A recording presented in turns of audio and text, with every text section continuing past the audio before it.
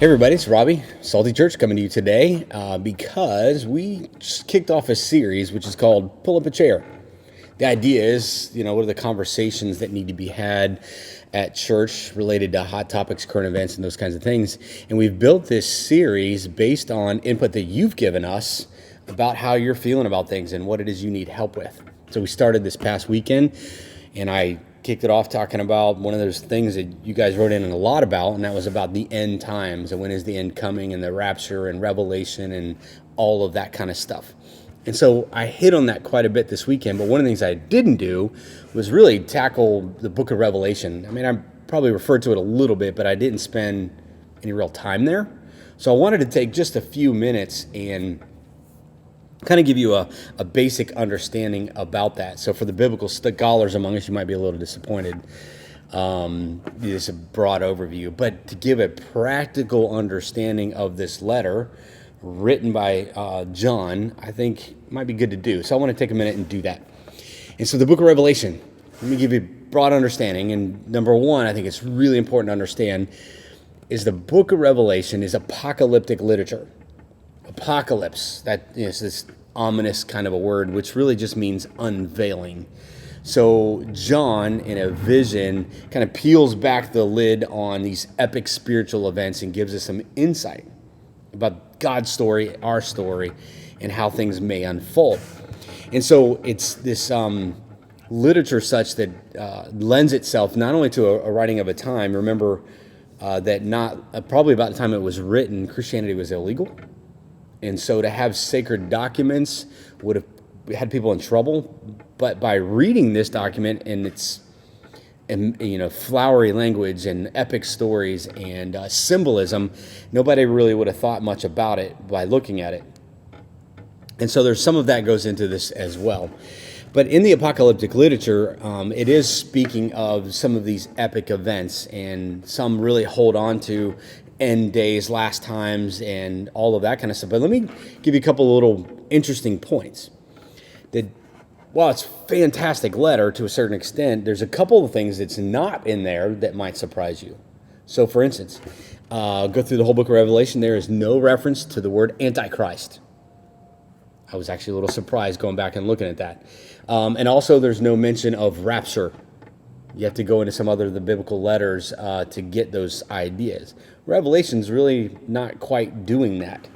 And so I think it's really interesting that that most of the time when people are looking at this letter, this apocalypse, this unveiling, a lot of times we're bringing historical events to the letter and trying to find in how things match up. Sometimes we're bringing a theology to that letter, and we've got to be careful about doing that.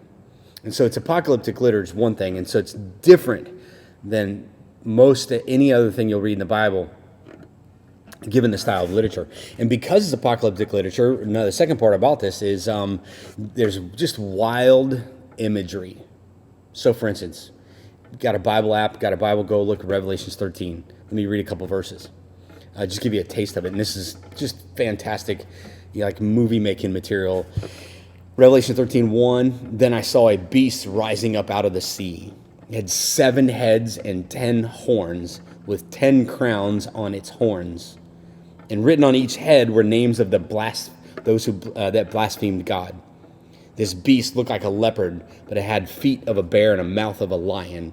And the dragon gave the beast its own power and the throne and great authority. And he goes on to say, and all the people who belong to this world worshiped the beast. They are the ones whose names are not written in the book of life that belongs to the Lamb who was slaughtered before the world was made. And so we've got this 7-headed dragon kind of a thing, and the beast, and then later, early on, the mark of the beast and those kinds of things. So wild imagery, and also lots of symbolism, and especially in the numbers. So whenever you see numbers in Revelation, it means something. It's symbolic of something. Like the number 7 is holy. And so when you see 777, it's like triple holy. That's like God's number. And if you take 7, if you take 1 away from holy, then it's sin. So the sin number is 6. And so if you had 666, 666, the mark of the beast, and so it's Satan's number. And so you have all of these numbers that mean things. And so 12 is means something. And then so you have 144, which is it all goes together. So the numerology in there is really fascinating and interesting. But remember, A lot of symbolism there. And because of the symbolism, there's a lot of different ways to interpret this letter. So, really smart, genius level theologians are disagreeing about how to interpret all the symbolism. So, who am I? To what extent am I smarter than anybody else? Probably not. Who's right? I don't know. But it is interesting, and while we can disagree about some parts of it, there are some things we can hold on to. So, for instance, Revelation 22, the last chapter, skip to the end, right? Verse 12. Look, I am coming soon. Now, this is written in 90 AD. So soon, did it already happen, or is it still coming? Soon is relative in the midst of all of eternity anyways. But I'm coming soon. My reward is with me, and I will give to each person according to what they have done. I'm the Alpha and the Omega, first and the last, the beginning and the end. Blessed are those who wash their robes, they may have the right to the tree of life, and they may go into the gates, may go through the gates into the city. A little subnote, right to the tree of life. Do a whole study on what kind of rights do you have from a biblical mindset. So as Americans, we have certain kind of rights, and these are hotly debated sometimes. In the Bible, there's not very many, but here's one. That with Jesus, your sins are forgiven, so that washed in the robes is symbolism that's speaking of forgiveness, that you may have the right to the tree of life.